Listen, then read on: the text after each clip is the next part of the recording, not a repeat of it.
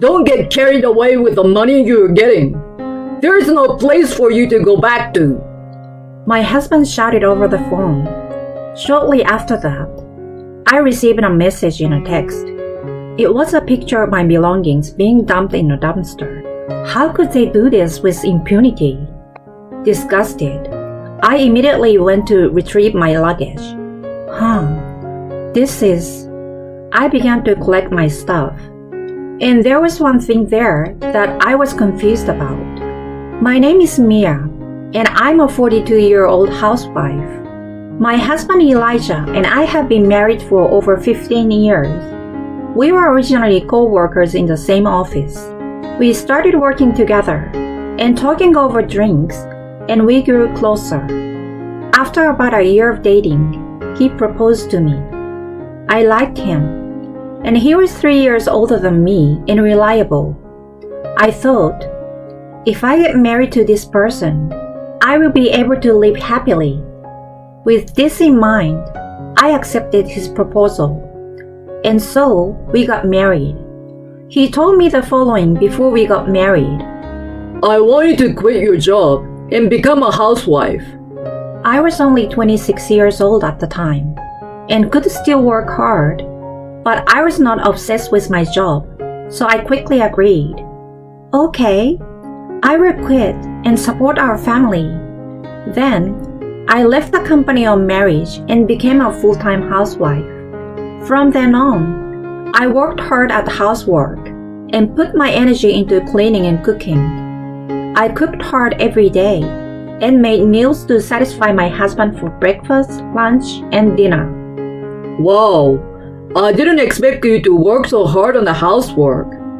The house is squeaky clean and the food is delicious. Thank you so much.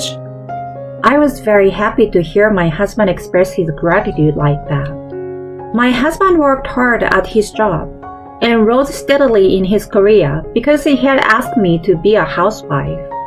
We were able to live on my husband's salary alone without any problems. We enjoyed our time as a couple, going for drives and trips on our days off.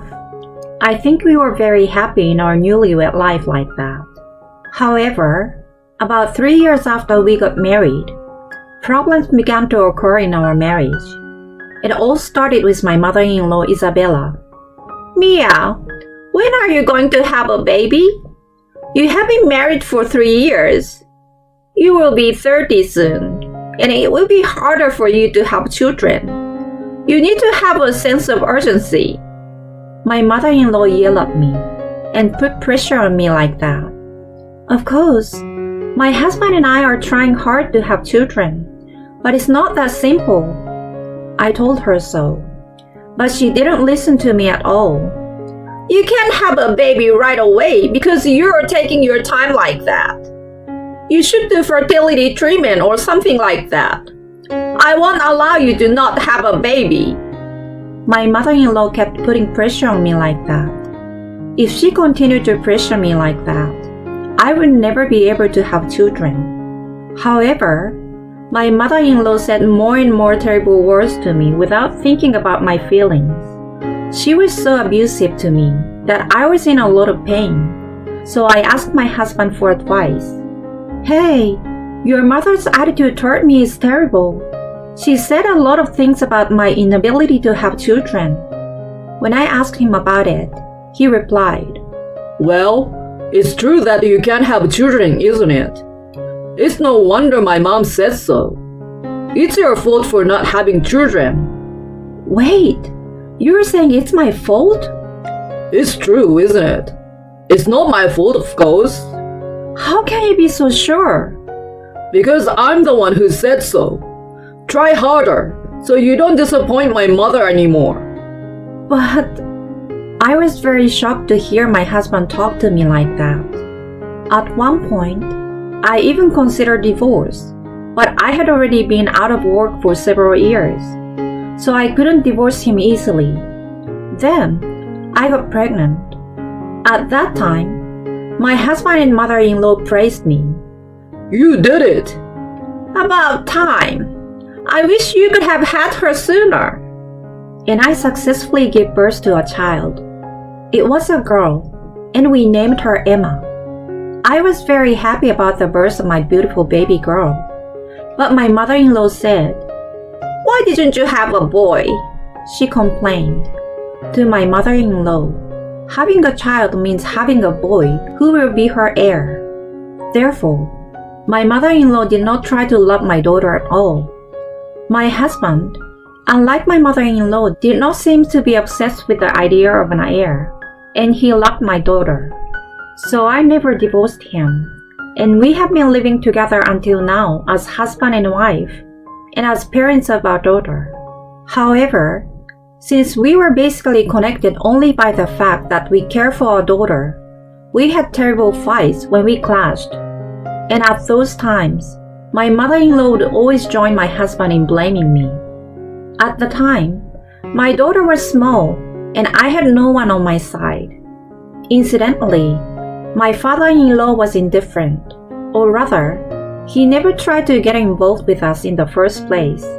So, it didn't matter how much my mother-in-law picked on me, and even if she had been nice to me, he probably wouldn't have tried to get involved. He is the type of person who has no complaints as long as his daily meals are prepared. If my daughter speaks to him, he gives her a nod. But if she doesn't get involved, he doesn't try to get involved himself. It was harmless in both good and bad ways. That is why he was not someone I could rely on. So, while occasionally quarreling and confronting my husband and mother-in-law, I managed to do my best as a housewife to raise my daughter well. Now that my daughter is in her second year of junior high school, it is time to think about her future career. She has recently become interested in dance and wants to take dance lessons at the dance school. She became interested in dance when she saw her classmates dancing in a class at school. She was not involved in any club activities, so it was possible for her to go and learn after school. I asked my husband for advice. Emma wants to take dance lessons. I checked and there seems to be a good dance school in town. So can we enroll her? Since I must stay at home mom, this kind of thing requires confirmation from my husband. I thought it was just a confirmation, and that my husband would normally agree to it. But to my surprise, he started to object. Of course, you can't do that. What? Why not? This is the first time she has expressed her desire to do something on her own. It's only $50 a month for lessons. No, it's a waste of money. What? Why can't you support your daughter to try something? She won't become a dancer if she takes lessons now. It's a waste of money. You won't know until you try. Besides, I don't think it's only important to become a professional dancer. You can develop the ability to see people around you and cooperate with them through that kind of experience. Shut up! No means no. If you insist so much, you work and pay for it. I won't pay for it out of my paycheck. My husband said that to me with wide eyes.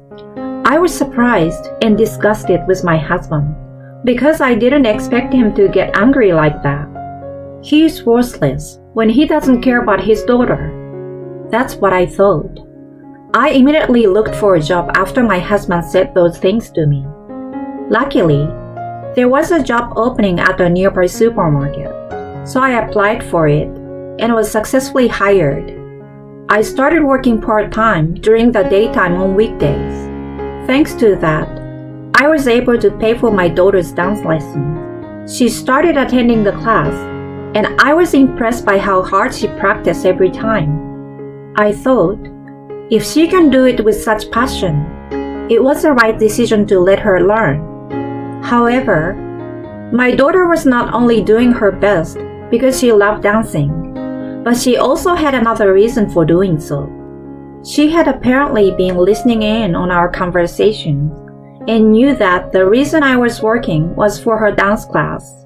So she said that she was trying her best in her lessons so that she would not waste the money I earned from working. I was moved to realize that my daughter was growing up so well. Children mature before you know it.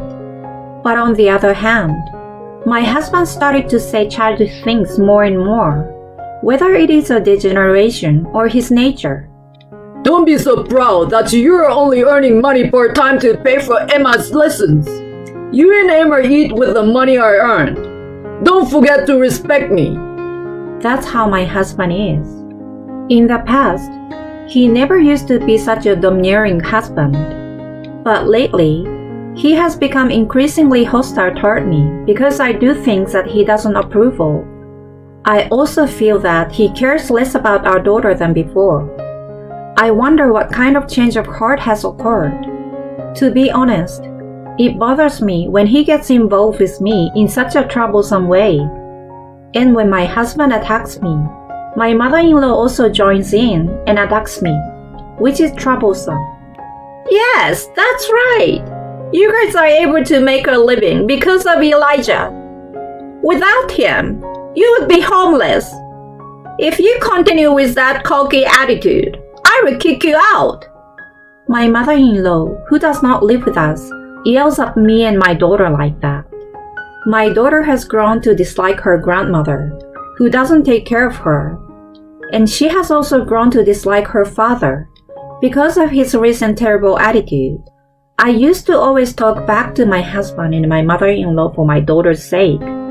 But I think my husband's recent attitude is really terrible. He has never said such terrible things or been so arrogant before. I wonder why he has changed so much. Then one day, an incident happened. It was when my daughter was able to advance in a dance competition, and she passed the preliminary round and competed in the finals. The finals were in a rural area and started early in the morning.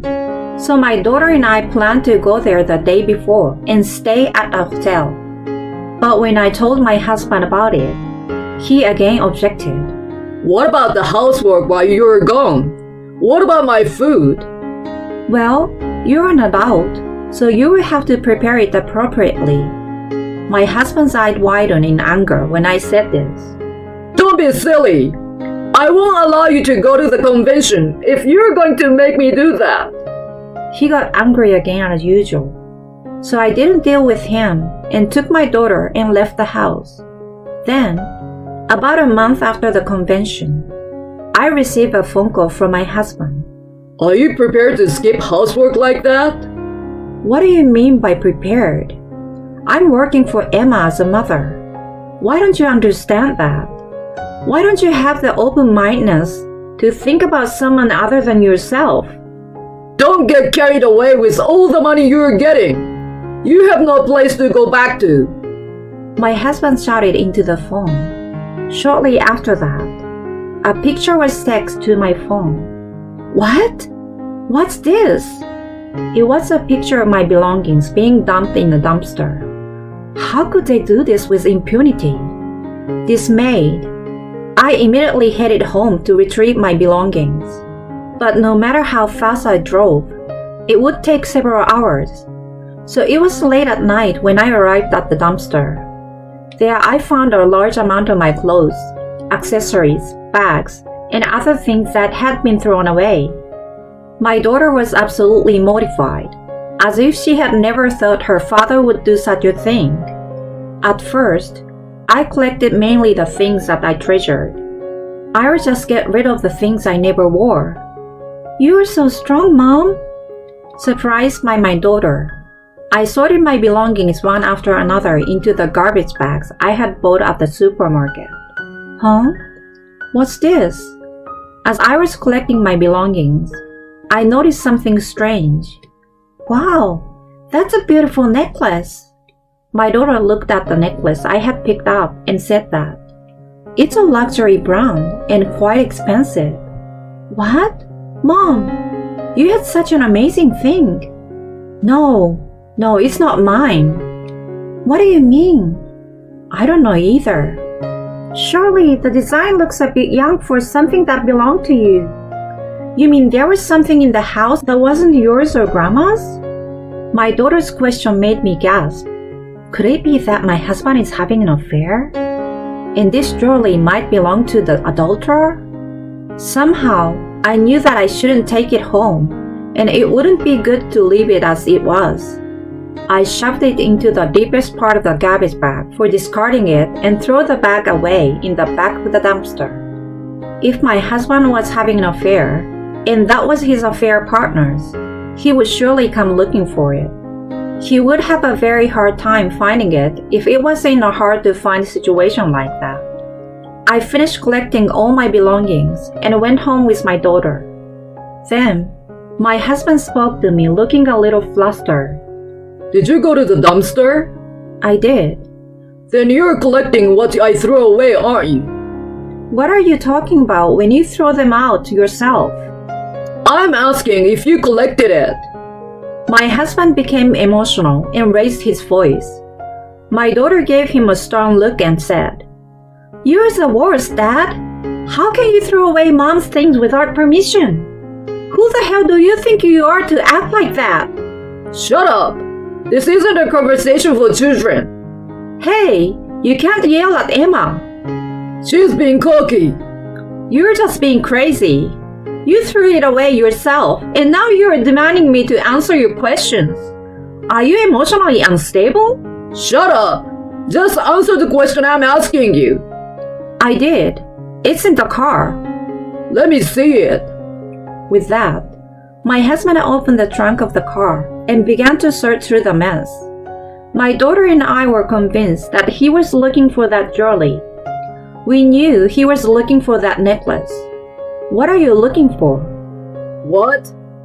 I think something important might have gotten mixed up in there. Something important, huh? And what is that? It's none of my business. Saying that, he started rummaging around in the car. Did you really retrieve everything? I bought some garbage bags and threw away almost half of the stuff. I'm glad I got to declutter. My husband slumped down on the spot. What the hell were you thinking? Saying this, my husband glared at me and got angry. Who does he really think he is? What? You're the one who threw it all away. And if you leave something you didn't want thrown away, why should you be angry at me for it? Shut up! Don't talk back to me! My husband was so angry with me. Then my daughter said, "Mom, I got what looks like proof." My daughter approached us grinning. "Dad's phone. I opened it easily because his password was his own birthday." Hey, what are you doing with that? It's your fault for leaving it there. This confirms that you were communicating with a woman and that she left her jewelry at home. And you got a text to bring it back for your next date. This means you are having an affair, right? Give it back! My husband said and took the phone from my daughter. "Elijah, you can't get away with this anymore." What the hell are you talking about? Emma must have seen something wrong. My husband showed me his text. Apparently, in a split second, he had erased the message exchanged with the adulterer. He's really cunning, isn't he?